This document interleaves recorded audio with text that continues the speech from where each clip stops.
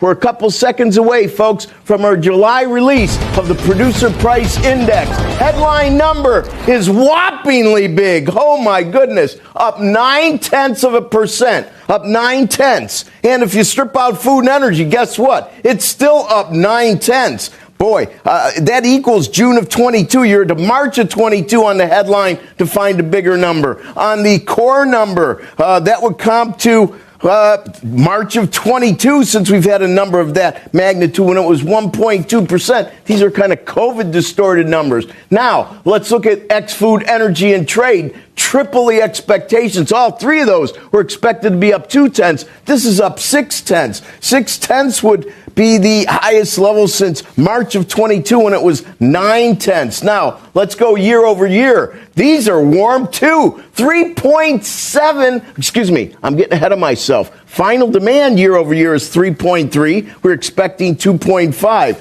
Now, 3.3, that would be the highest since February. The high water mark was January this year at 3.8. Now, 2.8 is food, energy, and trade. That is definitely higher than the 2.5 expected. 2.8 will be the highest since March. And right in the middle there, we have just food and energy. That number coming in at 3.7. I kept it for last because that really is a very, very large number. 3.7, that would be the largest since March when it was 3.9. So we see every single metric is warmer than expected. Every single metric is significantly higher sequentially. Now let's go to initial jobless claims. Here's a bit of good news, 224,000. That's down 3,000 from a slightly revised 227. And we're the 12th consecutive week above 1.9 million. And continuing claims, 1,953,000. Once again, it all gets stacked up pretty tight. What we're thinking about is these numbers go all the way back to November of 2021. And the next jump up from these numbers will be when we pop over 2 million. The last time we did that was, as I said, Nova 21, 2,041,000. So we saw interest rates move up to this kind of 4.25 level in 10s. The 2-year has moved up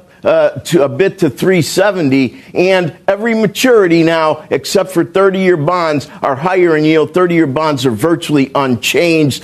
Next week on Wednesday, we get a 20-year, but, you know, on the supply side, it's a bit in the rearview mirror. We didn't have terrific auctions, and I'm going to throw it back to you guys. I'm a little surprised the markets haven't moved more on it, but the knee-jerk is usually against expectations. The residual trade down the road here today will be about how this factors into the bigger picture.